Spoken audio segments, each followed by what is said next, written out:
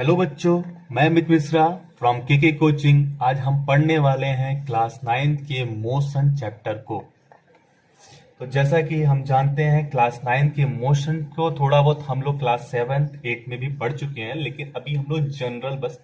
तो चलिए बिना लेट किए हुए स्टार्ट करते हैं। क्या हमको पढ़ना है? First motion, trace, reference point, जैसे आपको बता दिया गया है। तो रेफरेंस पॉइंट देखेंगे आपको पहले हेडिंग मिलेगा, लेकिन थोड़ा सा हम मोशन और रेफरेंस पॉइंट को हम लोग साथ में लेकर चलेंगे। क्या होता है मोशन? पहले डेफिनेशन देख लेते हैं। Motion, an object is said to be in motion, an object is said to be in motion if it change its position with the passage of time, with respect of time। समय, याद रखिएगा, कोई भी object अगर समय के साथ अपने पोजीशन में बदलाव करता हो, समझ लीजिए, जब कोई ऑब्जेक्ट समय के साथ अपने पोजीशन में बदलाव करता है तो उसको बोला जाता है मोशन। समझिए। चलिए देखिए, मान लीजिए इस लड़के का नाम एक्स है, और अगर ये लड़का इस टेबल को ए से बी ले जाना चाहता है तो क्या करेगा? वो इसे धक्का देगा, पुश करेगा डायरेक्शन ए टू बी की तरफ। तो आप देखते हैं कि पुश करने पर ये direction A to B move करने लगता है। तो ये क्या हुआ? मैंने बताया था कि जब डेफिनेशन में कि जब भी कोई भी ऑब्जेक्ट अपने पोजीशन में क्या करता हो, बदलाव करता हो, चेंज करता है, जब भी पोजीशन में क्या होता हो, चेंज होता हो, तो उसे क्या कहेंगे? मोशन। तो ये टेबल क्या हो गया? मोशन में आ गया। साथ में इसके साथ साथ क्या हो रहा है? लड़का भी इसके साथ साथ क्या हो रहा है? मूव कर रहा है, तो वो भी क्या आ गया? मूव, मोशन में आ गया। ठीक है, चलिए देखिए। तो anything around us that move is in motion, so that table is in motion, and x also moving along with, so that he is also in motion। ठीक है, तो चलिए अब कुछ एग्जांपल देख लेते हैं जो हम लोग रोज देखते होंगे, कुछ ऐसे एग्जांपल डेली लाइफ वाले।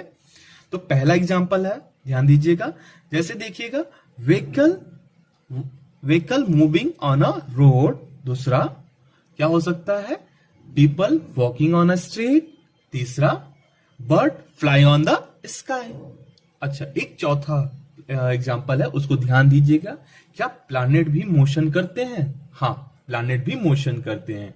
प्लैनेट रिवॉल्व करते हैं सन के चारों तरफ, तो वो भी क्या हुए? अपने पोजीशन में क्या कर रहे हैं? चेंज कर रहे हैं, इसलिए वो क्या हो जाएगा? मोशन में आ जाएगा। ठीक है, चलिए अब आगे बढ़ते हैं। अच्छा, रेफरेंस पॉइंट के मैं डेफिनेशन को एक बार आपको समझा देना चाहता हूं, फिर से देख लीजिएगा। मैं डेफिनेशन को बोल दे रहा हूं। अ फिक्स पॉइंट और फिक्स ऑब्जेक्ट, कोई फिक्स्ड पॉइंट, ऐसी कोई भी बिंदु हो, फिक्स पॉइंट हो, या कोई भी fixed object with respect to which the given body change in position, कोई उसके रिस्पेक्ट में बॉडी अपने प्लेस को, पोजीशन को क्या करती हो? बदलती हो। अगर कोई भी एक ऐसा पोजीशन है जिसके रिस्पेक्ट में ऑब्जेक्ट अपने पोजीशन को क्या करता हो? बदलता हो, तो उस पोजीशन को क्या कहा जाता है? Reference point origin.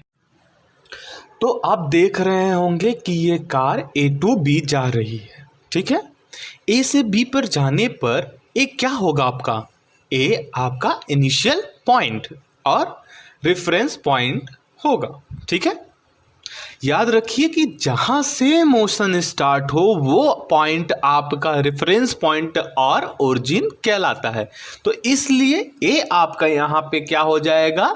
Reference point, ठीक है। तो कोई दिक्कत? चलिए आगे देखते हैं।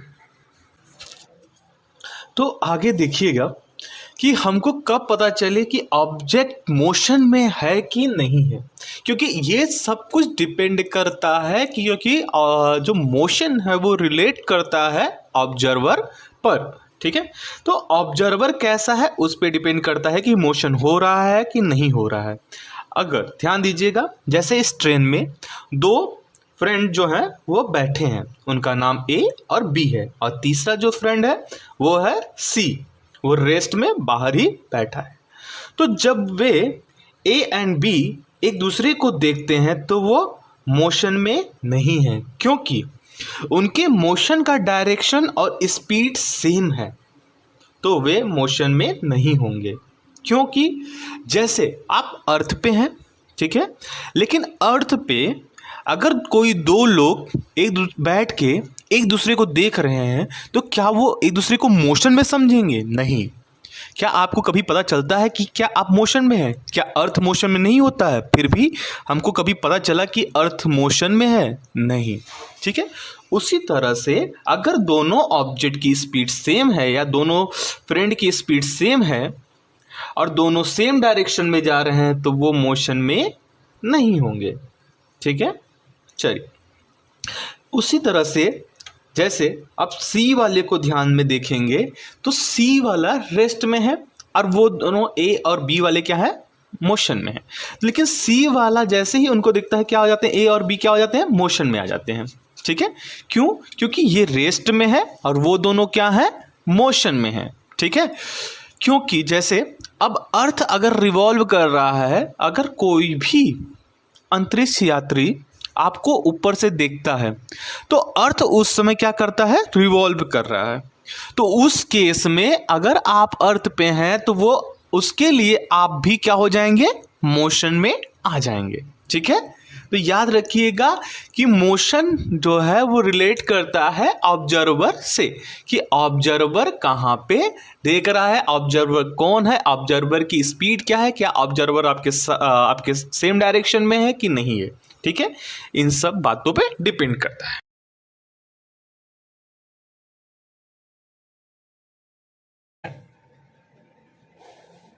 तो जनरली टाइप्स ऑफ मोशन में आप बहुत सारे टाइप्स को बांट सकते हैं, लेकिन आपको जो पढ़ना है मेनली वहां पे पढ़ना है linear, circular and oscillatory motion. Circular motion के थोड़े से पॉइंट्स जो रहेंगे वो लास्ट में भी पढ़ेंगे। यूनिफॉर्म मोशन के सर्कुलर मोशन समझेंगे, बट यहाँ पे हम थोड़ा सा डेफिनेशन को जान लेते हैं। क्या होता है लीनियर मोशन? बहुत ही सिंपल है। लीनियर मोशन डेफिनेशन पहले पढ़ लेते हैं। A body has linear motion if it A body has linear motion if it move along a straight line or path. अगर कोई भी ऑब्जेक्ट, अगर कोई भी बॉडी अगर स्ट्रेट पाथ पे चल रही है, एकदम सीधे चल रही है, तो उस केस में उस तरह के मोशन को क्या बोला जाएगा? Linear motion. डेफिनेशन आप लोगों ने पढ़ लिया। ठीक है, तो ये सबसे आसान अगर कोई टाइप्स ऑफ मोशन कहा जाएगा तो वो कहा जाएगा लीनियर मोशन और रेक्टिलिनियर मोशन को। चलिए देखिए, ये इन दोनों एग्जाम्पल में आपको समझ आ जाएगा कि क्या होता है रेक्टिलिनियर मोशन।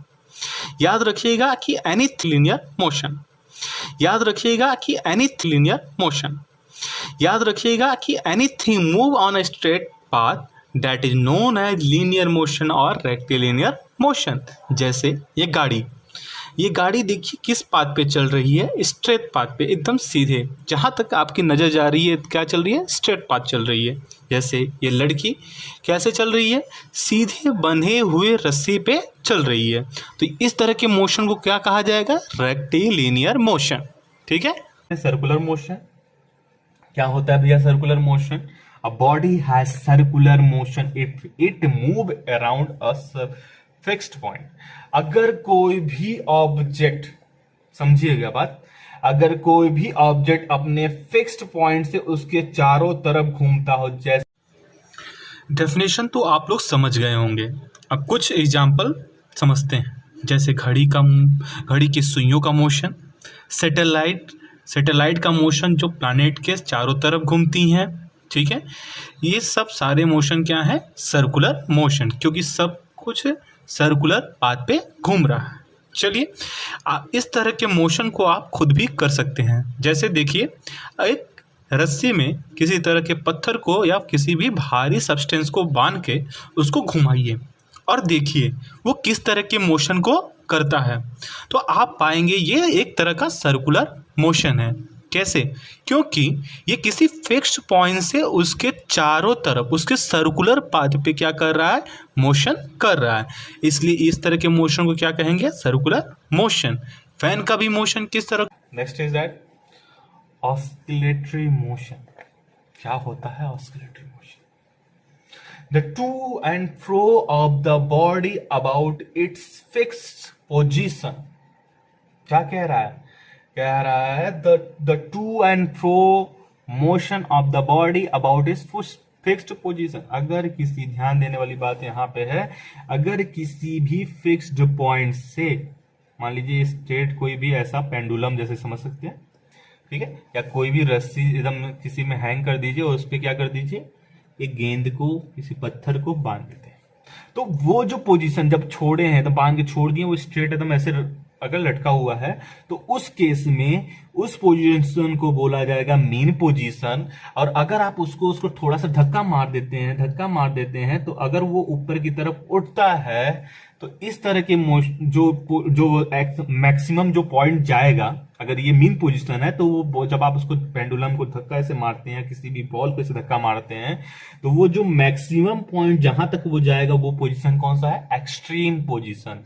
मान लीजिए जैसे ये आपका पेंडुलम है, अब पेंडुलम के लास्ट में अगर आपने ऐसे धक्का मार दिया तो ये इसका जो मैक्सिमम गया ना यहां तक, फिर इसके बाद ये नहीं जा सकता, फिर वापस आएगा, फिर ऐसे जाएगा, ठीक है। जब यही ऑस्किलेटरी मोशन बहुत तेजी के साथ रैपिडली होता है, बहुत तेजी के साथ होता है, तो उस तरह के मोशन को हम लोग बोलते हैं वाइब्रेटरी मोशन। अभी हम लोग साउंड में इसको पढ़ने को मिलेगा हम लोग को। वो अभी नहीं समझ आया तो इस वीडियो को देखिए, कैसे ये दो बच्चे झूल रहे हैं, ठीक है।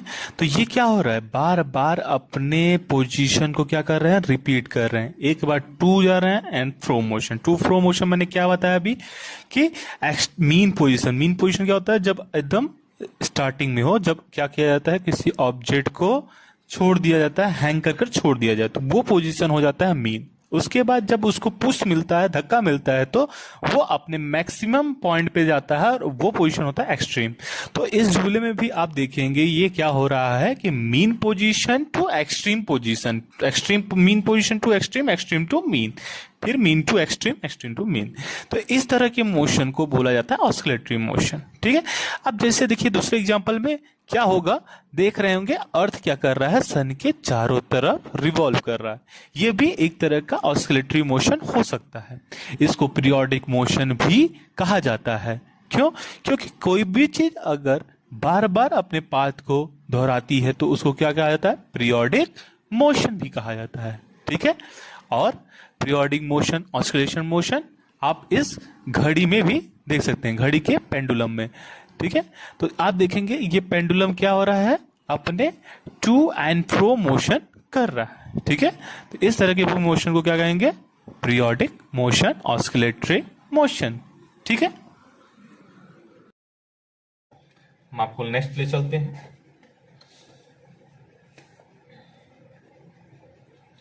फिजिकल क्वांटिटी, ठीक है।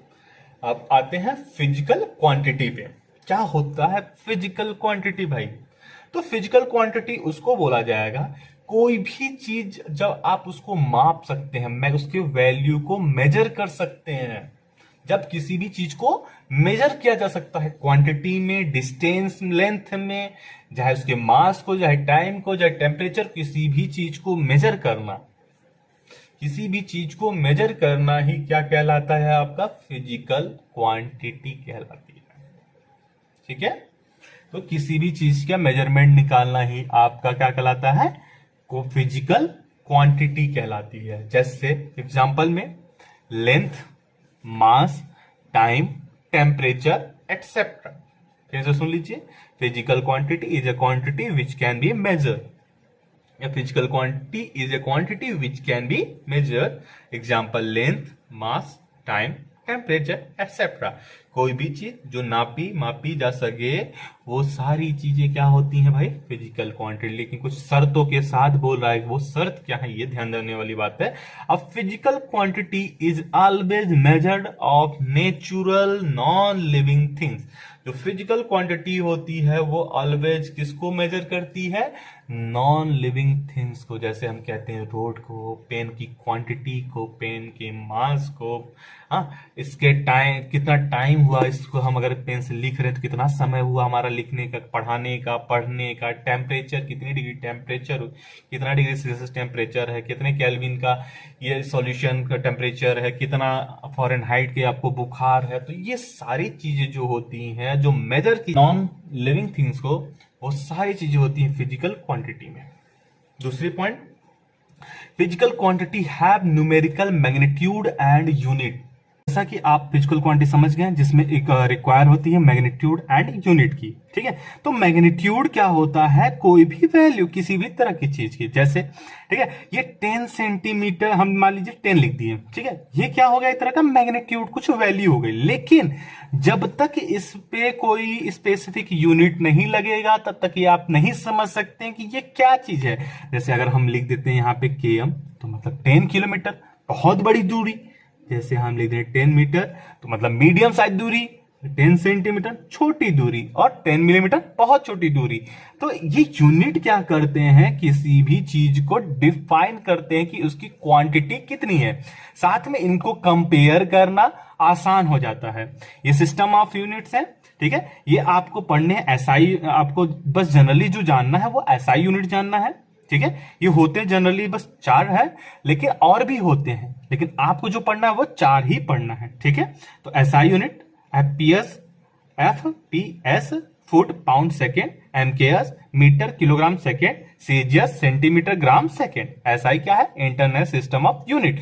ताकि क्या होता है, हर एक अलग अलग कंट्री का अपना यूनिट होने के कारण उसको सही से समझा नहीं जा सक रहा था, ठीक है। तो इसके लिए बनाया गया एसआई यूनिट, जो रेक्टेंगल की साइड दे दिए हैं। एक मान लीजिए बोल दिया गया है 50 सेंटीमीटर, हाँ, और दूसरी तरफ बोल दिया गया है कि 1 मीटर, ठीक है। एक तरफ बोल दिया 50 सेंटीमीटर, दूसरी तरफ बोल दिया 1 मीटर, ठीक है। कि मान लीजिए उसका 50 सेंटीमीटर उसका लेंथ है और उसका ब्रेथ जो है वो कितना है, 1 मीटर का है। तो कैसे कंपेयर करेंगे, 1 मीटर का क्या 1 सेंटीमीटर 50 सेंटीमीटर से मल्टीप्लाई कर देंगे, नहीं। आपको दोनों यूनिट को क्या करना पड़ेगा, सेम करना पड़ेगा। आपको क्या करना पड़ेगा, 1 मीटर अगर बोला है, 1 मीटर का अगर हमको 50 सेंटीमीटर में करना है, तो हम 50 सेंटीमीटर में या तो 1 मीटर को सेंटीमीटर में या सेंटीमीटर को मीटर में कन्वर्ट करेंगे। तो अगर हम मीटर को सेंटीमीटर में कन्वर्ट करें तो 1 मीटर में equal to 100 centimetre, and 50 centimetre का मल्टीप्लाई कर दीजिए और आपको रिजल्ट मिल जाएगा, ठीक है। चलिए अब हम आपको मैग्नीट्यूड की तरफ ले चलते हैं। क्या होता है मैग्नीट्यूड, भैया मैग्नीट्यूड समझिए बात को। मैग्नीट्यूड इज द साइज और extent of a physical quantity. भाई कोई चीज कितनी मात्रा, कितनी चीज में है, कितनी लंबाई, कितनी ब्रेथ, सब कुछ है। मैग्नीट्यूड क्या होता है, वैल्यू होती है भाई, परिणाम होता है कोई चीज का कितना बड़ा, कितनी क्वांटिटी में, वो उसका क्या हुआ, मैग्नीट्यूड हुआ। तो सिंपल सी बात, मैग्नीट्यूड द साइज और एक्सटेंट ऑफ फिजिकल क्वांटिटी। कोई भी फिजिकल क्वांटिटी क्या बताया था मैंने, कि कोई भी चीज मेजर की जाती है उसको फिजिकल क्वांटिटी कहते हैं। तो उसके जो परिणाम होते हैं साइज और एक्सटेंट में, तो उस चीज को बोलते हैं मैग्नीट्यूड, ठीक है। अच्छा, फिजिकल क्वांटिटी की हम लोग बात कर रहे थे अभी। फिजिकल क्वांटिटी हम लोग अभी पढ़ेंगे, 2 टाइप्स के होते हैं। कितने टाइप्स के होते हैं, 2 टाइप्स के होते हैं। पहला स्केलर क्वांटिटी, दूसरा वेक्टर क्वांटिटी। हमारा पहला था स्केलर क्वांटिटी, दूसरा वेक्टर क्वांटिटी, ठीक है। तो पहले हम लोग स्केलर को समझ लेते हैं।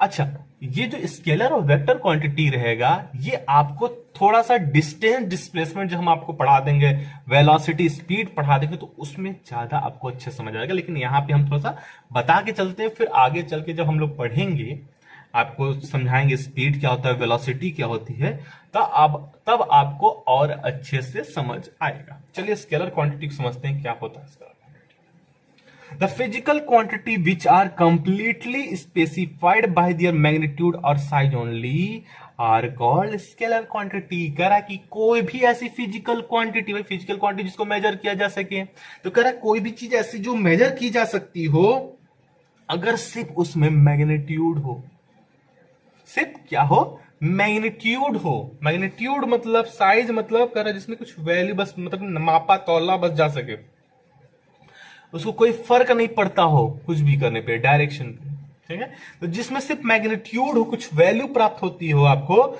सिर्फ मैग्नीट्यूड मिलता हो, उसको बोलेंगे स्केलर क्वांटिटी। जैसे distance, masses, volume, density, time, speed. ठीक है। मैंने बोला कि अभी आपको थोड़ा सा समझ नहीं आएगा कि कैसे स्केलर और कैसे वेक्टर को पहचाने। मैंने बोला डिस्टेंस डिस्प्लेसमेंट जब मैं आपको बताऊंगा तो वहां आपको स्केलर वेक्टर को पहचानने में समझ आ जाएगा। कैसे हम कंपेयर करेंगे ये आपको अभी समझ आ जाएगा। तो बस इतना समझ लीजिए, जिसमें मैग्नीट्यूड की आवश्यकता होती है, बस स्केलर क्वांटिटी समझिए, जिसमें सिर्फ मैग्नीट्यूड की आवश्यकता होती है उसको हम लोग स्केलर क्वांटिटी बोलते हैं। एग्जाम्पल डिस्टेंस, मास, वॉल्यूम, डेंसिटी, टाइम, स्पीड। ठीक है, स्केलर क्वांटिटी। अच्छा, वेक्टर क्वांटिटी पे आते हैं। कह रहा the physical quantity which have both magnitude and direction. जिसमें फिजिकल क्वांटिटी उसको कहेंगे जिसमें मैग्नीट्यूड के साथ क्या होना चाहिए भैया, मैग्नीट्यूड के साथ डायरेक्शन भी होना चाहिए, उसको हम लोग वेक्टर क्वांटिटी में, वेक्टर फिजिकल क्वांटिटी में। The physical quantity which have both magnitude and direction are called vector physical quantity. जिसमें डायरेक्शन की भी बहुत जरूरत होती हो। भाई किस तरह के वैल्यू को डायरेक्शन की आवश्यकता होती है, तो मैंने बोला अभी कि मैं अभी डिस्प्लेसमेंट और डायरेक्शन बताऊंगा तो आपको समझ आएगा कि कहां मुझे डायरेक्शन की आवश्यकता पड़ती है, किस तरह की चीजों को डायरेक्शन की आवश्यकता पड़ती है और किन चीजों को डायरेक्शन की आवश्यकता नहीं पड़ती है। ठीक है, तो वेक्टर क्वांटिटी, डिस्प्लेसमेंट, वेलोसिटी और एक्सेलरेशन, फोर्स, ये सब क्या है, ये सब वेक्टर। चलिए, तो अब हम समझते हैं डिस्टेंस को। क्या होता है डिस्टेंस? तो मैं बोल रहा था कि अगर डिस्टेंस डिस्प्लेसमेंट दोनों को बता दूंगा, फिर मैं आपको क्लियर करूंगा किन चीजों को कहा जाएगा वेक्टर, किन चीजों को कहा जाएगा स्केलर। तो चलिए पहले डिस्टेंस डिस्प्लेसमेंट समझ लेते हैं। डिस्टेंस समझिए, distance travel by an object is also defined as the length of actual path between the initial position and final position of the object. क्या कहता है इनिशियल और फाइनल पोजीशन, तो आप समझते ही होंगे। इनिशियल जहां से आप चलना स्टार्ट किए थे, रेफरेंस पॉइंट, ओरिजिन, तो जहां से आप शुरू करते हैं उसको बोलते हैं इनिशियल पोजीशन, और जहां पे आप रुकते हैं, खत्म करते हैं, जहां पे आप रुक जाते हैं बस अब नहीं चलेंगे, वो आपका फाइनल पोजीशन। ठीक है, तो कह रहा है मान लीजिए आप यहां पे हैं, ये चिंटू लाल बन के आप यहाँ पे खड़े हैं, चिंटू लाल ऐसे देखिए आप बढ़ते जा रहे हैं ऐसे चिंटू लाल की तरह। अब बढ़ते बढ़ते बढ़ते मान लीजिए आप आके खड़े हो गए यहां पे। ठीक है, अब कह रहा है इसका जो एक्चुअल मेजरमेंट होगा, तो भैया यहां से यहां तक 10 था और यहां से यहां तक कितना है 20। मान लीजिए इसको अगर हम किलोमीटर में रखते हैं, इसको किस में रखते हैं भैया, किलोमीटर रखते हैं। तो अगर आप यहां से यहां गए फिर यहां से यहां तक चले गए, तो इस यहां से जहां से स्टार्ट किए इनिशियल पोजीशन टू जहां पे आप रुके, जरूरी नहीं यहीं पे रुकेंगे, अगर जहां से चलना शुरू किए जहां पे रुके इस समय वही इन दोनों के बीच के डिस्टेंस कितना आया, अगर एक्चुअल मेजरमेंट कितना आप चले वो मेजरमेंट, तो देखेंगे कि आप टोटल कितना चले 20 किलोमीटर, इसलिए आपका डिस्टेंस कितना है 20 किलोमीटर। लेकिन अब यहाँ पे थोड़ा सा देखिएगा क्या होता है। आप मान लीजिए चलना तो यहां से स्टार्ट किए, पोजीशन ए से 0 से स्टार्ट किए और फिर पोजीशन कहां पे गए बी पे, मान लीजिए 30 पे जाकर रुके, फिर वापस 30 से वापस 20 पे आ गए, सी पे वापस आए। पहले आप कहां गए, ए से तुरंत आप गए बी पे। ठीक है, बी पे गए। ठीक है, अब बी से वापस आप आ गए सी पे। इस समय आपका एक्चुअल मेजरमेंट क्या हुआ भाई, तो 0 से 30 कितना हुआ, 0 से 30 हुआ आपका, 0 से आप 30 किलोमीटर गए 30 हुआ, और 30 से वापस 20 जब आ गए तो 10 किलोमीटर और ऐड होगा कि नहीं। ठीक है, तो ये वाला मेजरमेंट कह रहा था मैं कि आप यहां से यहां तक गए वापस यहां पे चले आए, तो यहां से ये नहीं काउंट होगा कि 0 से 20 कितना हुआ, आपका पूरा जितना भी आप चले, आप 30 किलोमीटर गए और 10 किलोमीटर वापस आ गए, तो टोटल कितना चले आप, टोटल 40 किलोमीटर चले। 30 किलोमीटर गए और 10 किलोमीटर क्या हुआ, वापस आ गए। 30 से 20 आए तो मतलब 10 किलोमीटर वापस आ गए, और टोटल मेजरमेंट कितना आया, अगर डिस्टेंस कितना आया 40 किलोमीटर। समझ आया? ठीक है, अब इस चीज को और अच्छे से समझेंगे अभी हम लोग डिस्प्लेसमेंट में। चलिए, डिस्प्लेसमेंट क्या होता है? बड़ी कंफ्यूजिंग चीज है ये। क्या होता है डिस्प्लेसमेंट? तो समझ लेते हैं पहले डेफिनेशन को। The shortest distance between the initial position and final position of moving object in the given interval of time. फिर सुनिएगा, the shortest distance, the shortest सबसे छोटी, the shortest distance between the initial position and the final position of a moving object in the given interval of time, in the given interval of time। ठीक है, कि कोई भी fix समय में आपको मान लीजिए बोल दिया गया, तो उसमें आपकी इनिशियल पोजीशन और फाइनल पोजीशन, मतलब इनिशियल पोजीशन जहां से शुरू किए चलना, फाइनल जहां पे आप रुके, उनके बीच की सबसे छोटी दूरी ढूंढना। आपको ये नहीं मतलब है आप कैसे चलें, कितना चलें, डिस्टेंस में ये देखा जाता है कि आप यहां से यहां तक गए और कितना चलें, टोटल काउंट होता है, लेकिन डिस्प्लेसमेंट में ये काउंट नहीं होता। उसको मतलब है कि आप चलना कहां से शुरू किए और आप रुके कहां पे हैं। मान लीजिए कि आपका ये इनिशियल पोजीशन, मान लीजिए ये आपका होम है, घर है, ठीक है भैया, और ये आपका स्कूल, ठीक है भैया। अच्छा, ये होम है, ये स्कूल है, और इधर आपका मान लीजिए आपके फ्रेंड का घर है, आपको उसको लेना है, ठीक है। तो आप इस डायरेक्शन से गए, ठीक है भैया, समझिएगा। मान लीजिए ये 10 किलो, ये मान लीजिए 5 किलोमीटर है। कितना है? 5 किलोमीटर है। ए से बी का डिस्टेंस कितना है? 5 किलोमीटर। ए क्या है आपका? होम है। बी क्या है? फ्रेंड का घर है, फ्रेंड का होम है, ठीक है। अब बी से मान लीजिए स्कूल की दूरी है, डिस्टेंस है 10 किलोमीटर। बी कौन सा जगह है भाई? फ्रेंड का घर है आपके। तो वहां से आपके स्कूल का डिस्टेंस मान लीजिए कितना है? 10 किलोमीटर है, ठीक है। और लेकिन अगर ये वाला जो देखा जाए, ये वाला अगर आप स्ट्रेट सिर्फ घर से हो स्कूल जाते तो ये वाला डिस्टेंस आपको 10 किलोमीटर मिलता। समझिए बात को। आपके घर से आपके स्कूल का जो ये दूरी है वो कितना है? 10 किलोमीटर। लेकिन आपको आपके दोस्त को भी लेना था, तो 5 किलोमीटर आप बाइक उठाकर अपने दोस्त के यहां गए, उसको लिए, फिर 10 किलोमीटर वापस स्कूल में। तो टोटल आपका डिस्टेंस कितना है? डिस्टेंस की बात कर रहा हूं, याद रखिएगा। आप अपने घर से चले अपने दोस्त के यहाँ, फिर दोस्त से फिर स्कूल के यहाँ। तो मैं पूछ रहा हूं टोटल डिस्टेंस क्या हुआ भाई? तो टोटल डिस्टेंस आया, टोटल डिस्टेंस आपका आया यहां से यहां तक 5, यहां से यहां तक 10। तो टोटल आपका डिस्टेंस आया 15 किलोमीटर। आपके घर से आपके दोस्त का घर 5 किलोमीटर, आपके दोस्त के घर से आपका स्कूल 10 किलोमीटर। टोटल जो डिस्टेंस आया वो आया 15 किलोमीटर, ठीक है भैया।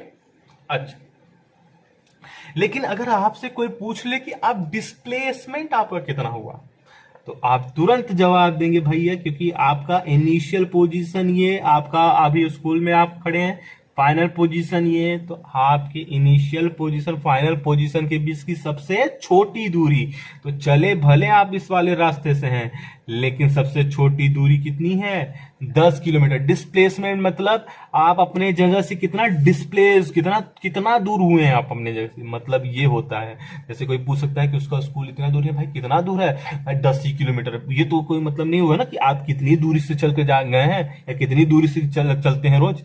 मतलब ये होता है कि आपके घर से आपके स्कूल की दूरी कितनी है, मिनिमम सबसे ढूंढेंगे रास्ता, सबसे शॉर्टेस्ट डिस्टेंस ढूंढा जाएगा, और वही क्या होगा? आपका डिस्प्लेसमेंट।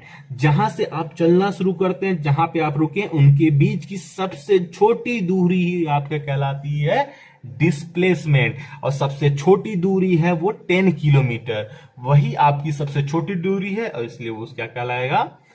डिस्प्लेसमेंट। तो आपकी ये पाथ, मान लीजिए आप चले अपने घर से अपने दोस्त के घर, फिर दोस्त के घर से स्कूल गए, लेकिन सबसे छोटी दूरी है 10 किलोमीटर। तो ये क्या हो गया? डायरेक्शन पे डिपेंड करता है। अभी और समझाते हैं, जैसे समझे बात को। जैसे 3 पॉइंट मेंशन कर लेते हैं, ए, बी, ए, सी, ठीक। मान लीजिए आप यहां से यहां तक ये 10 और यहां से यहां तक ये 20, ठीक, मान के चलते हैं। ध्यान दीजिएगा, अगर आपको बोल दिया गया मान लीजिए कि इस डायरेक्शन में आपको बढ़ना है, आप बढ़ते बढ़ते कहां पे चले गए, सी पे। आपको आप ए से चलना शुरू किए और ए से चलते चलते कहां चले गए, सी पे।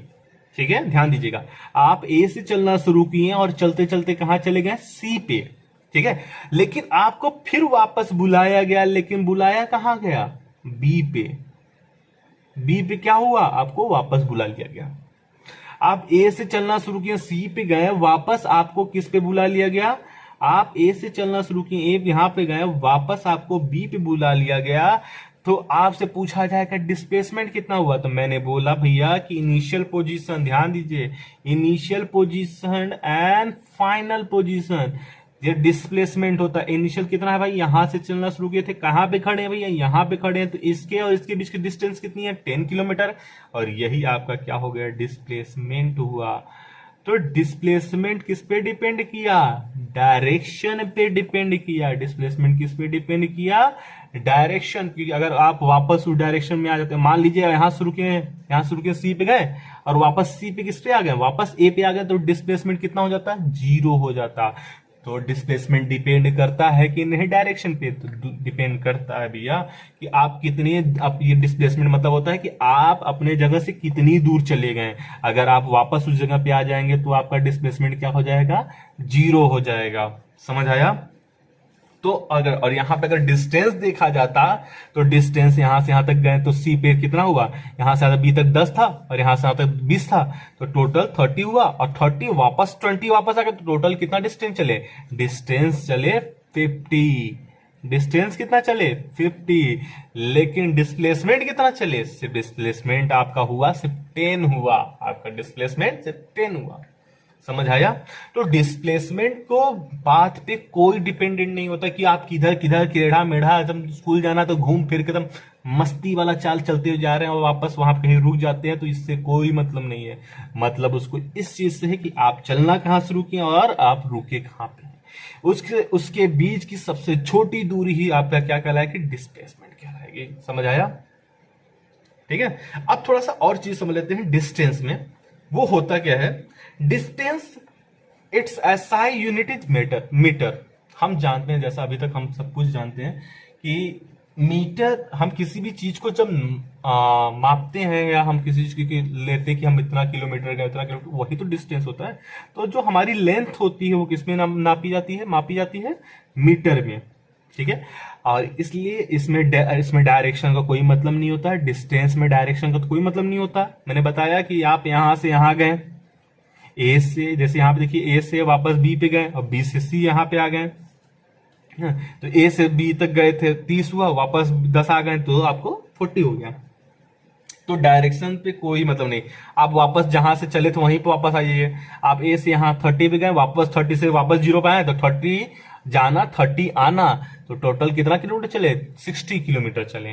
जैसे आपसे मान लीजिए आपके घर से बोल दिया जाता है कि आप 5 किलोमीटर जाइए दूर, बाजार में जाइए, 5 किलोमीटर गए आप, सामान लिए और वापस घर आ चुके, तो आपसे बोला गया कि आप एक को डिस्टेंस नहीं भेजे क्योंकि आप जहां चले थे वहीं पे आ गए, आपको गुस्सा आएगा, है कि नहीं।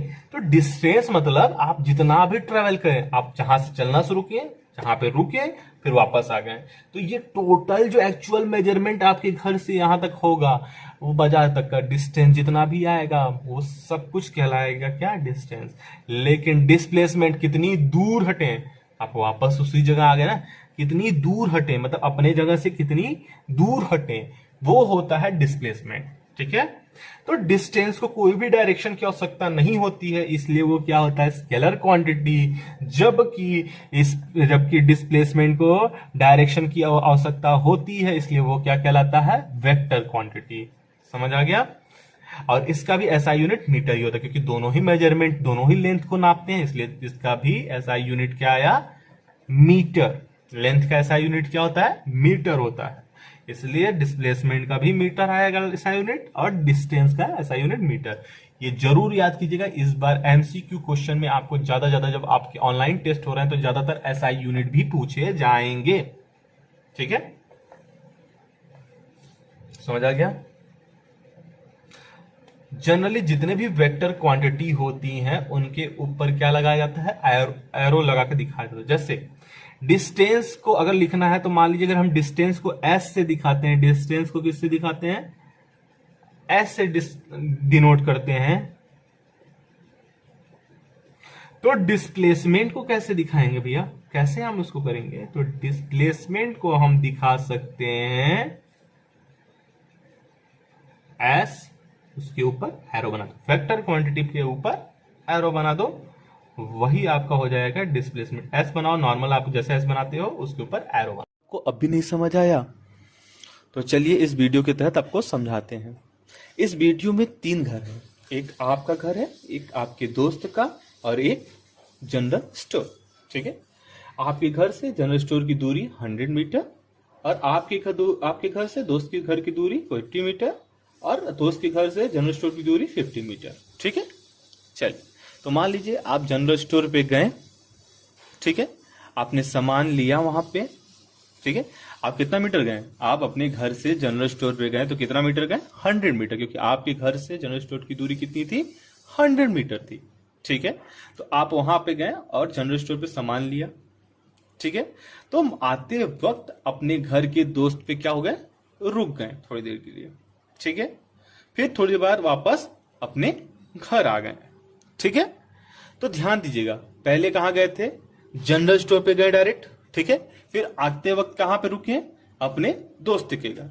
ठीक है, और फिर थोड़ी देर बाद दोस्त के घर से कहां चले आए, अपने घर चले आए। तो ध्यान दीजिएगा कि आपके घर से दुकान की दूरी कितनी, 100, और आपके दोस्त के घर की दूरी कितनी दुकान से, 50। ठीक है, तो टोटल वो कितना डिस्टेंस उस समय चले थे, 150। ठीक है, लेकिन जब आप अपने घर वापस 50 मीटर अपने घर आप वापस आए तो 50 मीटर और ऐड कर देंगे तो कितना हो जाएगा टोटल डिस्टेंस, 200 मीटर। ठीक है, तो टोटल डिस्टेंस कितना है, 200। अब ध्यान दीजिएगा, डिस्टेंस का कुछ note, distance is only representative of the magnitude of the path travelled in metre, it is only quantity without direction. याद रखिएगा कि इसको कोई भी डायरेक्शन से मतलब नहीं होता, इसलिए कौन सी क्वांटिटी है, स्केलर क्वांटिटी। ठीक है, जैसा मैंने बताया था, यहां पे आपको समझ आ जाएगा। वेक्टर ध्यान दीजिएगा। अब डिस्प्लेसमेंट के बारे में बात करते हैं। डिस्प्लेसमेंट क्या होता है, इसमें डायरेक्शन और मैग्नीट्यूड की दोनों आवश्यकता हो। ठीक है, तो मान लीजिए कि आप अपने घर से अपने दोस्त के घर वापस गए और वापस अपने दोस्त के घर से वापस अपने घर आ गए, तो टोटल डिस्प्लेसमेंट कितना हुआ, 0, और डिस्टेंस कितना हुआ, 100। लेकिन अगर आप अपने घर से आप जनरल स्टोर पे गए, ठीक है, और वापस अपने दोस्त के घर चले आए, ठीक है, तो टोटल डिस्टेंस कितना हुआ, 150, मतलब 150 हुआ। ठीक है, समझ गए। तो याद रखिएगा, अपने घर से जनरल स्टोर पे गए, वापस दुकान पे आए तो उस समय दूरी हुई 150। ठीक है, लेकिन डिस्प्लेसमेंट कितना हुआ, 50 हुआ। कैसे, क्योंकि हम आपको बता चुके हैं कि इनिशियल जो डिस्प्लेसमेंट होता है वो फाइनल पॉइंट और इनिशियल पॉइंट के बीच के डिफरेंस को बोलते हैं। ठीक है, चलिए, अगर इस चैप्टर से रिलेटेड कोई भी प्रॉब्लम आपको लगता है या आपको कुछ और एक्स्ट्रा न्यूमेरिकल्स मिलते हैं जो आपको यहाँ पे वीडियो में नहीं सॉल्व कराए गए, आपको नहीं समझ आया, इस वीडियो में आप बताए गए सारे न्यूमेरिकल आपको नहीं समझ आए, तो मैं आपको डिस्क्रिप्शन में आपको टेलीग्राम नंबर दूंगा, उस पर आप मैसेज करके या उस पर जाकर मुझे फॉलो कर आप मुझसे न्यूमेरिकल पूछ सकते हैं। ठीक है, चलिए। अच्छा, एक चीज और, हम जानते हैं कि जो डिवाइस होता है, आप गाड़ियों में अक्सर देखते होंगे कि नंबर कुछ होते हैं, मोटरसाइकिल में या किसी भी व्हीकल में देखते होंगे एक नंबर बदलता रहता है, जो मीटर होता है ना, तो जो भी डिस्टेंस को नापने के लिए जो भी मीटर लगा होता है उसको मीटर को बोलते हैं ओडोमीटर।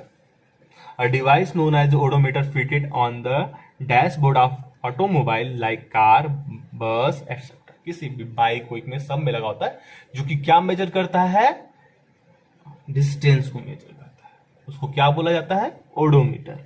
ठीक है, चलिए, तो डिस्टेंस डिस्प्लेसमेंट में समझ आ गया ना। डिस्टेंस क्या होता है, actual total actual measurement of path, मतलब जितना भी आप चले, आप आए गए वापस गए, जितना भी आपका लेंथ आया वो सब काउंट होगा, वो डिस्टेंस होगा। आप मान लीजिए 0 से वापस 30 पे गए और 30 से वापस 0 आ गए, तो यहां से यहां तक जितना डिस्टेंस, फिर वापस जितना है वो डिस्टेंस सबको ऐड कर दिए, डिस्टेंस हुआ। और डिस्प्लेसमेंट क्या होता है कि आप जहां से चलना शुरू किए, जहां पे रुके, उनके बीच की सबसे छोटी दूरी। अगर आप जहां से चलना शुरू किए वापस वहीं पे आ जाते हैं तो आपका डिस्प्लेसमेंट 0। समझ गए? तो सबसे छोटी दूरी जहां से चलना शुरू किए, जहां पे रुके हैं इस समय। तो initial position and final. Start करते हैं difference between distance and displacement. तो पहला ध्यान देंगे जैसा कि पहला तो डेफिनेशन ही है, और सबसे बढ़िया यही होता है कि आप पहला जो डिफरेंस लिखिए वो डेफिनेशन ही लिख दीजिए अगर उनमें डिफरेंस हो तो। ठीक है, तो यहां पे देखिए क्या कर रहा है, डिस्टेंस क्या होता है, distance is the length of the path travel by the body while moving from initial position to final position.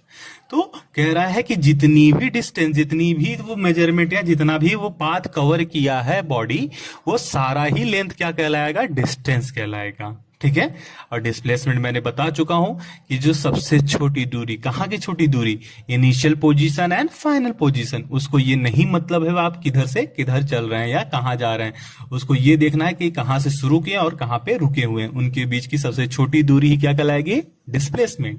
ठीक है, displacement is the shortest distance between the initial position and final position of the body. ठीक है, दूसरा देखिएगा, दूसरा कहता है distance is a scalar quantity और डिस्प्लेसमेंट वेक्टर क्वांटिटी। क्यों? क्योंकि स्केलर क्वांटिटी इसलिए डिस्टेंस, क्योंकि उसमें डायरेक्शन की आवश्यकता नहीं होती है, जबकि डिस्प्लेसमेंट में डायरेक्शन की आवश्यकता होती है, इसलिए वो वेक्टर क्वांटिटी। ठीक है, थर्ड देखिए, distance measure is always positive. क्यों? क्योंकि हरदम आप बढ़ेंगे, अगर उसमें डायरेक्शन नहीं, कहीं भी जाएंगे तो वो लेंथ क्या होता है, मेजर होता, काउंट होता जाएगा, जबकि डिस्प्लेसमेंट में ऐसा नहीं होता।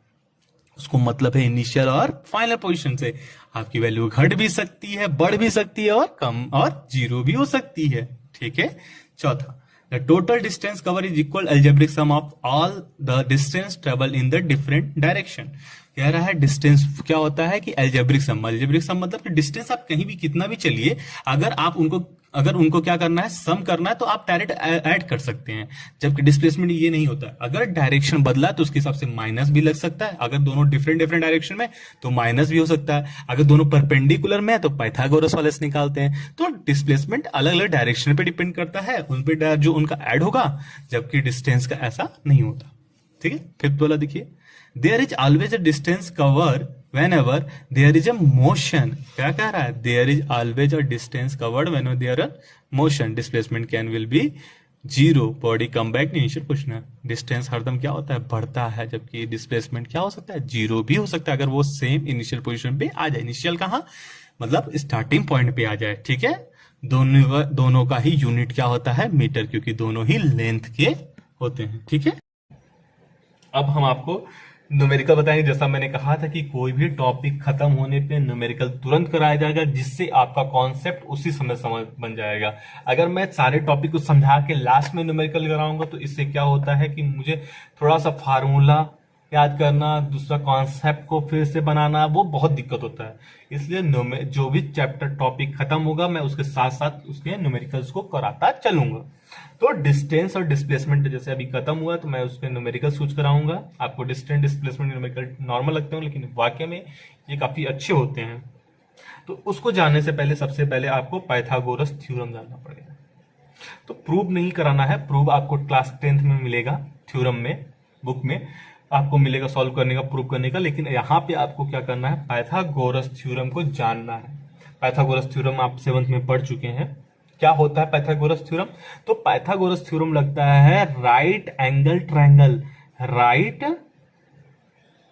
मैं राइट ट्रायंगल लिख दे रहा हूं डायरेक्ट, राइट ट्रायंगल पे, राइट एंगल ट्रायंगल भी बोलते हैं, राइट ट्रायंगल भी बोल सकते हैं आप। ठीक है, राइट ट्रायंगल पे लगेगा। राइट ट्रायंगल क्या होता है, जिसका एक एंगल क्या हो, 90 डिग्री हो। कोई भी ट्रायंगल जिसका एक एंगल क्या हो, 90 डिग्री हो, उस पे ही क्या लगे, उसको बोलेंगे राइट ट्रायंगल, और उस पे ही पाइथागोरस थ्योरम लग सकता है। याद रखिएगा, जिसका कोई भी ट्रायंगल का अगर एक एंगल, 3 एंगल होते हैं ट्रायंगल में, हाँ, अगर एक एंगल 90 डिग्री हो गया तो बाकी क्या होंगे, एक्यूट एंगल ही होंगे। एक्यूट एंगल क्या होता है, जो 90 डिग्री से कम होते हैं उनको एक्यूट एंगल कहा जाता है। तो अगर एक 90 डिग्री हो गया, राइट एंगल हो गया, तो बाकी दो एक्यूट एंगल होंगे। तो कोई भी ट्रायंगल में अगर एक एंगल राइट एंगल हो गया है, 90 डिग्री हो गया, तो बाकी जो रहेंगे एक्यूट एंगल होंगे, और ये राइट एंगल ट्रायंगल हो जाएगा, और राइट एंगल ट्रायंगल पे ही पाइथागोरस थ्योरम लग सकता है। ठीक है, क्या है पाइथागोरस थ्योरम, चलिए जानते हैं। ध्यान दीजिएगा, पाइथागोरस थ्योरम में जो एंगल 90 डिग्री होता है, याद रखिएगा, जो एंगल 90 डिग्री होता है, याद रखिए राइट एंगल ट्रायंगल में जो एंगल 90 डिग्री होता है, उसके सामने वाला जो साइड रहेगा ना, याद रखिएगा, जो एंगल 90 डिग्री होता है उसके सामने वाला जो साइड होगा ना, सबसे बड़ी साइड होगी, और वही साइड कहलाती है हाइपोटेनियस। ठीक है, याद रखिएगा, राइट एंगल ट्रायंगल में जो 90 डिग्री वाला एंगल रहेगा, उसके सामने वाली जो साइड रहेगी, वो सबसे लंबी जो साइड रहेगी, राइट एंगल के सामने जो सामने साइड रहेगा वो सबसे लंबी वाली साइड होती है, और उस साइड को बोलते हैं हाइपोटेनियस। ठीक है, और नीचे वाले को बोल सकते हैं आप क्या, बेस, और इधर वाले को बोल सकते हैं क्या आप, परपेंडिकुलर। भाई परपेंडिकुलर, 90 डिग्री पे कोई भी चीज होती है परपेंडिकुलर होता है ना, है वही है परपेंडिकुलर।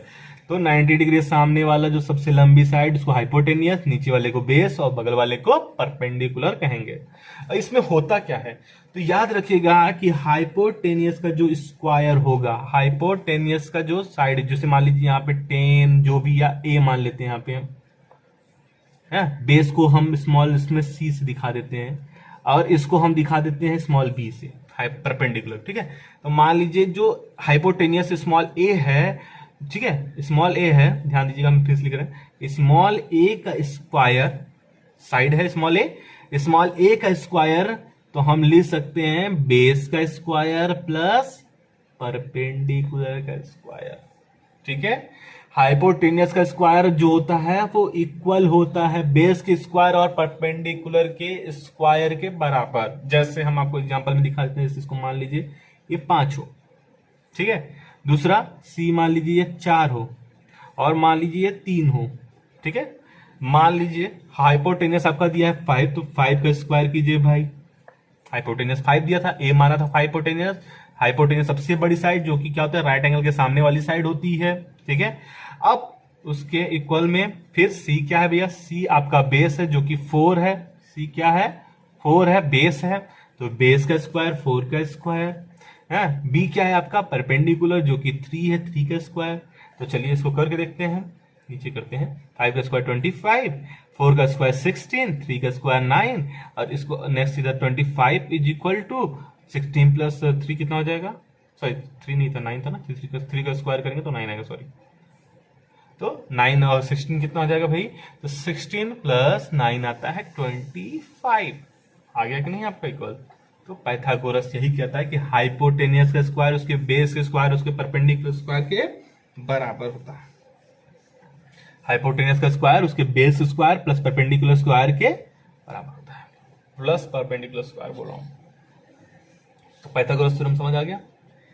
चलिए अब नेक्स्ट चलते हैं, अब आ जाते हैं न्यूमेरिकल्स पे। ठीक है, क्या है न्यूमेरिकल्स इसके, इसमें मैक्सिमम आपको 3 और 4 न्यूमेरिकल कराए जाएंगे। ठीक है, तो चलिए पहला वाला देखते हैं। पहला वाला न्यूमेरिकल जानने से पहले थोड़ा सा हम लोग कुछ कर लेते हैं। क्या, the minute hand of clock is 7 centimetre long. ठीक है, the minute hand of clock, पहले क्वेश्चन पढ़ लेते हैं। हरदम याद रखिएगा कि न्यूमेरिकल करने से पहले हरदम न्यूमेरिकल को क्या कीजिए, पढ़िए। न्यूमेरिकल करने से पहले हरदम न्यूमेरिकल को क्या कीजिए, पढ़िए, और उस न्यूमेरिकल को पढ़ने के बाद आप ये देखिए कि निकालना क्या है। न्यूमेरिकल पढ़िए, न्यूमेरिकल पढ़ने के बाद ये देखिए कि आपको निकालना क्या है। अगर वो पता चल जाता है तो फिर देखिए कि उसके लिए फार्मूला क्या बनता है। फिर देखिए उस फार्मूले को पाने के लिए क्या जो चीजें दी गई हैं वो सफिशियंट है कि नहीं। अगर सफिशियंट नहीं है तो उसको ढूंढिए, लाइए, कुछ न कुछ ऐसा दिया होगा। तो पहले हम लोग न्यूमेरिकल्स को पढ़ते हैं। The minute hand of clock is 7 centimetre long.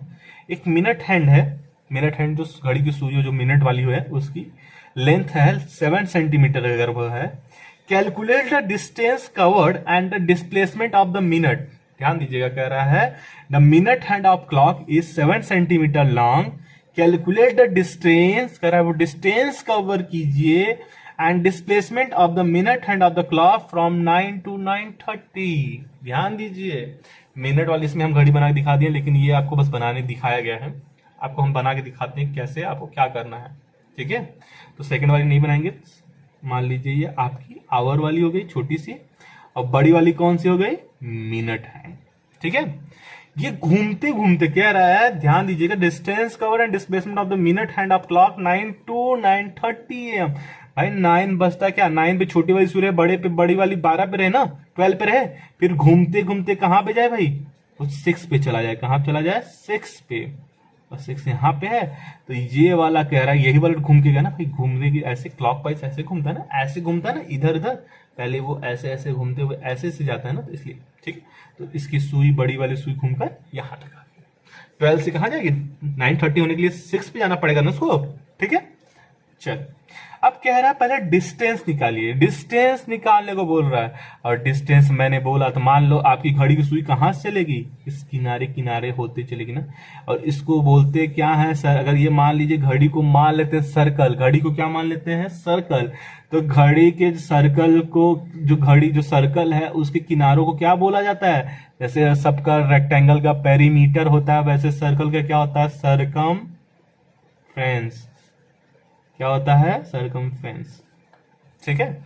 Circle का क्या होता है, सरकमफ्रेंस। और ये क्या है, सरकमफ्रेंस का हाफ है ना भाई। 12 और 6 क्या होता है, एकदम आधे पे बने होते हैं ना। तो ध्यान दीजिएगा, पहले हमको सर्कल के सरकमफ्रेंस के फार्मूले को लिखना पड़ेगा। तो सरकमफ्रेंस ऑफ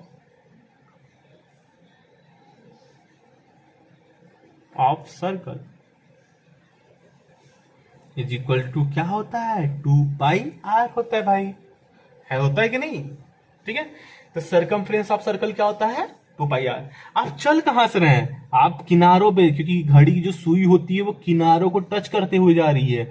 अब आप बोलेंगे सर पहले मुड़ी है, नहीं पहले भाई इससे नहीं लेना, आपको ये मान के चलना है, क्योंकि आपका जो हम 7 सेंटीमीटर बोला है ना, यहाँ पे लेंथ आप कितना दिया है, मिनट हैंड लेंथ कितना दिया है, लेंथ दिया है आपका 7 सेंटीमीटर लॉन्ग, लेंथ दिया है 7 सेंटीमीटर लॉन्ग। तो अगर देखा जाए यहां से यहां तक का ही डिस्टेंस दिया होगा ना 7 सेंटीमीटर, और इसको ही क्या मान लो, रेडियस मान लो, सर्कल का क्या मान लो, रेडियस। और रेडियस कितना आया, 7 सेंटीमीटर। यहां से यहां तक का डिस्टेंस हम यही निकाल रहे हैं असल में हम, लेकिन हम इससे समझा रहे हैं कि किनारों पे चल रहा है, ताकि आपको सर्कल जैसा समझ आए, ठीक है। क्योंकि ये भी सुई जब चलती होगी किसी फिक्स पॉइंट से चलती है, तो ये भी तो एक सर्कल ही फॉर्म करेगी ना, मिनट हैंड। भाई मिनट हैंड मान लीजिए 12 से चल रही है, और अगर वो ऐसे चल रही है तो चलते चलते वो क्या करेगी भाई, सर्कल को ही तो फॉर्म करेगी, पूरा घूमते हुए ऐसे चलते हुए मिनट सर्कल को ही तो फॉर्म करती है। तो उसको मान के चल रहे हैं, ठीक है। और इसलिए उसका रेडियस, क्योंकि मिनट हैंड की लेंथ कितनी है, 7 सेंटीमीटर, तो वो सर्कल फॉर्म कर रही है, वो भी कैसा सर्कल फॉर्म कर रही है, सिर्फ हाफ। 12 से 6 तक जा रही है, इसलिए कैसा फॉर्म कर रही है, हाफ फॉर्म कर रही है। इसलिए हमको क्या निकालना पड़ेगा, सिर्फ आधी दूरी ही तय कर रहा है मिनट हैंड। कैसी दूरी तय कर रहा है, सिर्फ हाफ का डिस्टेंस तय कर रहा है, इसलिए हम सरकमफ्रेंस निकाल लिए। अब उसका हाफ बोला है तो हम क्या करेंगे, 2 से डिवाइड कर देंगे बोथ साइड में। Circumference of circle is equal to क्या हो जाएगा, 2πr/2 हो जाएगा। तो इसका हाफ जो आएगा वो क्या आ जाएगा, πr आ जाएगा, ठीक है। अच्छा, पाई की वैल्यू आप जानते हैं 22/7 होता है, एक और वैल्यू होती है 3.17, हाँ। तो यहां पर रखेंगे 22/7, और आर आपका क्या था भाई, मिनट हैंड की लेंथ कितनी थी, 7 सेंटीमीटर। 7 पुट कर दो, 7 से 7 गया, और बचा कितना, यहाँ पे 70 मीटर था, सेंटीमीटर लिख दीजिए भाई। टोटल आपका आया 22 सेंटीमीटर। ये यूनिट हरदम पुट कीजिएगा भाई, सेंटीमीटर मीटर नहीं, नंबर कट जाएंगे आपके। ठीक है, तो आपका जो आंसर आया वो 22 सेंटीमीटर आया। लेंथ आपका डिस्टेंस कितना कवर किया मिनट हैंड? 22 सेंटीमीटर डिस्टेंस तय किया, उसने हाफ तय किया था। समझ आ गया आपको? दूसरी बात, अब ये पूछ रहा है कि डिस्प्लेसमेंट कितना हुआ। भाई कह रहा है 12 से अगर 6 तक गया तो डिस्प्लेसमेंट कितना हुआ। तो ध्यान दीजिएगा, तो मैंने बोला था कि उसको पाथ पे कोई मतलब नहीं होता, डिस्प्लेसमेंट को पाथ से कोई मतलब नहीं होता, उसको किससे मतलब होता है? कहां से चलना शुरू किए हो, कहां पे खत्म हुए भाई। हाँ, उसकी सबसे छोटी दूरी, तो भाई ये वाला अगर चलते, ये वाला अगर सबसे छोटी दूरी मानते, अगर मान लो मिनट हैंड जैसे इसका डिस्टेंस आया है, अगर वो वाली सबसे छोटी दूरी मान के चलते तो कितना डिस्टेंस इसका डिस्प्लेसमेंट आता? 22 ही आता। लेकिन सबसे छोटी दूरी वो नहीं है, यहां से यहां तक तो ही गया है वो मिनट हैंड, यहां से तो यहां तक ही गया है। और सबसे छोटी दूरी कौन सी है? ये वाली सबसे छोटी दूरी कौन है? ये 12 से स्ट्रेट वाली मानते हैं ना, ये वाली सबसे छोटी दूरी। इसलिए डिस्प्लेसमेंट कितना आ जाएगा भाई? ध्यान दीजिएगा, डिस्प्लेसमेंट कितना आ जाएगा? डिस्प्लेसमेंट आएगा 14 सेंटीमीटर। ध्यान दीजिएगा, क्यों 14 से? क्योंकि ये डिस्टेंस ये वाला पाथ टच के गया था, और डिस्टेंस जितना चलते हो ना वो होता है। डिस्टेंस क्या होता है? आप मान लो यहां से यहां तक घूम के गए, यहां से फिर यहां घूम के गए। हाँ, ध्यान दीजिएगा, आप यहां से यहां तक घूम के गए, फिर यहां तक घूम गए। इससे नहीं मतलब, सबसे छोटी दूरी अगर ये वाली होगी तो यही डिस्प्लेसमेंट होगा। और डिस्टेंस क्या होगा? ये पूरा मेजर किया जाएगा। तो डिस्टेंस जितना तुम चले हो वो सब मेजर होगा, लेकिन डिस्प्लेसमेंट में क्या मेजर होगा? आपकी सबसे छोटी दूरी मेजर होगी। समझ आया? इसलिए डिस्प्लेसमेंट क्या हुआ? 14। तो 7 सेंटीमीटर यहां तक लेंथ रहा होगा भाई, और घूमकर 7 सेंटीमीटर, ये भी तो मिनट ही हैंड है ना, नीचे भी मिनट हैंड है, तो ये भी 7 सेंटीमीटर, ये भी 7 सेंटीमीटर, यही तो घूम के सुई नीचे गई है, तो ये 7 सेंटीमीटर, ये भी 7 सेंटीमीटर, टोटल कितनी हो गई? 14 सेंटीमीटर डिस्प्लेसमेंट। ठीक है, चलिए, मुझे लगता है आपको ये क्वेश्चन समझ आ गया होगा। अगर न्यूमेरिकल नहीं समझ आएगा तो मैंने जैसे बताया था कि टेलीग्राम का लिंक आपको डिस्क्रिप्शन में मिल जाएगा, आप उससे मुझसे सवाल पूछ सकते हैं, न्यूमेरिकल जो भी आपको प्रॉब्लम होगी। ठीक है, चलिए नेक्स्ट क्वेश्चन देखते हैं। An athlete complete a round of circular track of a diameter 200 metre. ध्यान दीजिए, कह रहा है क्या? कह रहा है कोई एथलीट है भैया, खतरनाक एथलीट है, हुसैन बोल्ट है भैया। An athlete complete a round of circular track of diameter 200 metre. उसका डायमीटर क्या है? मान लीजिए सर्कल है और उसका डायमीटर इसने बोल दिया है 200 मीटर है। कितना मीटर है? 200 मीटर। कह रहा है कोई, मान लीजिए, ध्यान दीजिए भाई, कोई सर्कल बना है, उसका डायमीटर कितना है? 200 मीटर है। डायमीटर समझते हैं भाई, कॉर्ड को बोलते हैं। लॉन्गेस्ट कॉर्ड जो होता है वही आपका क्या होता है? डायमीटर। मतलब जो सर्कल के सरकमफ्रेंस के एक पॉइंट को दूसरे पॉइंट से मिलाती हो, लेकिन कहां से? सेंटर से होकर जाती हो। और कॉर्ड क्या होते हैं? किन्हीं दो पॉइंट को मिलाने वाले, सरकमफ्रेंस के किन्हीं दो पॉइंट को मिलाने वाले लाइन को ही कॉर्ड बोलते हैं। लेकिन लॉन्गेस्ट मतलब जो सेंटर से होकर जाए उसको बोलेंगे, क्या बोलेंगे? डायमीटर। और डायमीटर क्या होता है?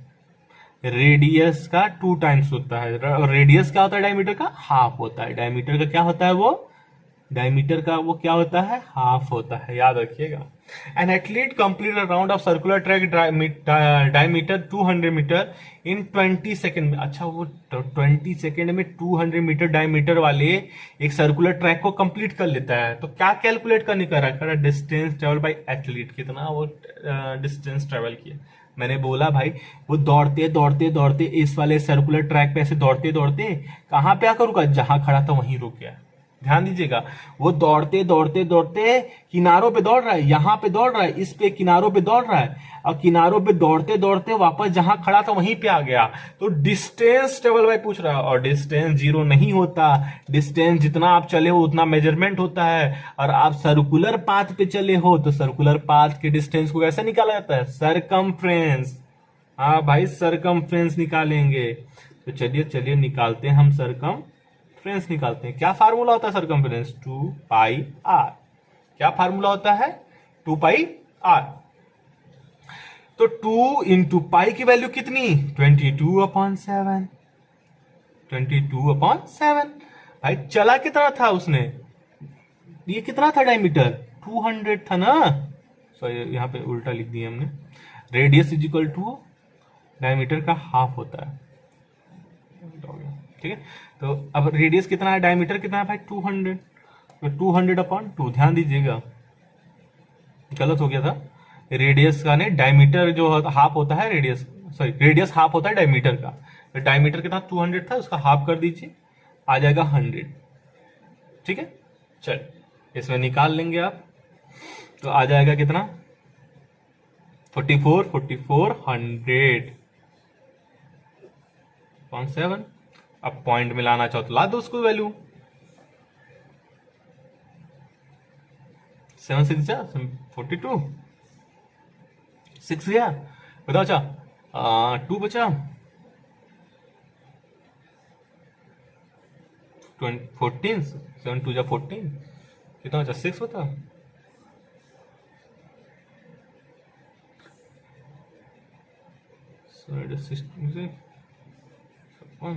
चार,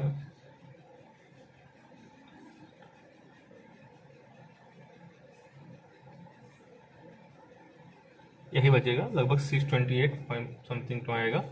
मेजरमेंट करके देख लीजिएगा, अगर गलत आता बताइएगा, क्योंकि मैं मेजर कर लेता हूँ अच्छे से, फिर से मैं देख लेता हूँ।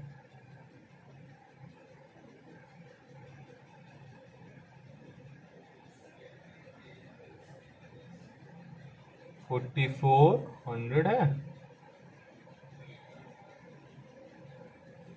डिवाइडेड बाई 7, 628.57 ऐसे बढ़ता जाएगा, 14 समथिंग आता जाएगा, ठीक है। ये आपका आंसर हो गया, ठीक है। देख लीजिए आपको समझ आया कि नहीं, पहले अगर कोई प्रॉब्लम है तो बताइए, बता दिया जाए भाई, आपके प्रॉब्लम का निवारण किया जाए, खत्म किया जाए उसको, ठीक है। मैंने आपको बहुत सारी चीज़ें बता दी हैं। अगर आपको प्रॉब्लम हो रही है, मैंने बोला था कि अगर कोई भी चीज़ नहीं समझ आता तो आप उसको मुझे भेजेंगे टेलीग्राम पे, मैं टेलीग्राम का लिंक आपको भेज दूंगा, ठीक है। अच्छा ये समझ आ गया नहीं इतना, अब आगे बढ़ा जाए।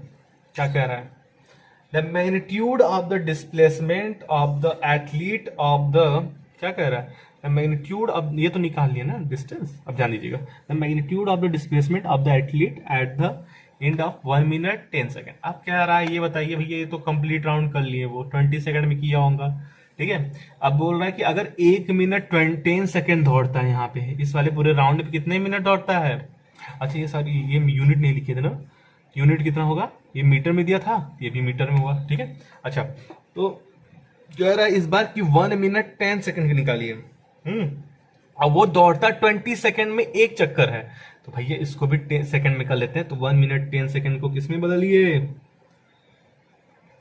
सेकंड में। मैंने बोला यूनिट सेम रहने चाहिए तभी प्रॉब्लम नहीं होगा। 1 मिनट कितना होता है सेकंड, 60 सेकंड, प्लस 10 सेकंड था ही, और ऐड कर देंगे तो 70 सेकंड आ जाएगा भाई, आ जाएगा या नहीं, ठीक है। आपका आ गया 70 सेकंड, ठीक है। चलिए अब देखा जाए, अब 70 सेकंड वो दौड़ता है, ठीक है। अब हमको देखना है कि number of round complete in 70 second में कितना करेगा। लिखोगे भाई ना, स्टेटमेंट लिखते चलिए, number of round complete, number of round complete in कितने सेकंड,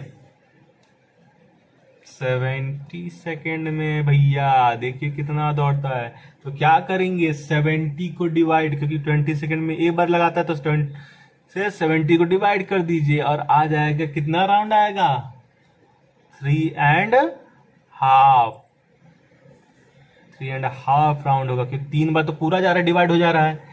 अब 0.5 बच रहा है ना, 5 वहां बच जा रहा है ना, इसके लिए ही क्या करना पड़ेगा, पॉइंट लगा तो हाफ आएगा ना इतना, इसलिए हम उसको होल में नहीं लिख रहे हैं, 3.5 लिख दिए हैं, ठीक है। 3 बार पूरा घुमा है और हाफ आधा घुमा है, ठीक है। अच्छा हमसे पूछ क्या रहा था, डिस्प्लेसमेंट। ध्यान दो कि 1 मिनट में वो 1 मिनट में कितना दौड़ता है भाई? 1 मिनट में अगर 20 सेकंड में अगर वो एक चक्कर लगाता है तो 1 मिनट 10 सेकंड में कितना चक्कर लगाएगा? 3 राउंड 1/2। तो क्या करोगे? 3 बार तो घूम गया, 1 2 3। तो डिस्टेंस नहीं पूछा है, डिस्प्लेसमेंट पूछा है। और डिस्प्लेसमेंट क्या होता है? मैंने बोला था कि जहां से शुरू किए हो और वहां का और जहां पे खत्म किए उसके बीच की सबसे छोटी दूरी कौन सी है? तो आप शुरू यहां से किए हैं तो 1 बार घूम कर आए, 2 बार घूम कर आए, 3 बार घूम कर आए, 3 बार घूमे और चौथी बार आप हाफ पे ही घूमकर यहां पे रुक गए। तो डिस्प्लेसमेंट क्या होगा? तो यही आपका डिस्प्लेसमेंट होगा। डिस्प्लेसमेंट कितना आया? 200 मीटर। ये डायमीटर है जो, वही आपका डिस्प्लेसमेंट हो जाएगा। समझ आया कि नहीं? क्योंकि आप 3 बार तो पूरा घूम कर आए लेकिन चौथी बार हाफ पे, और मैंने बोला था वो नहीं मतलब आप किधर से कितना घूम रहे हैं। डिस्प्लेसमेंट होता है कहां से चले और कहां पे रुके हैं, यही सबसे छोटी दूरी है इसके बीच में। तो यही हो जाएगा आपका डिस्प्लेसमेंट। समझ आया? अगर नहीं आया तो फिर से बताया जाएगा भाई।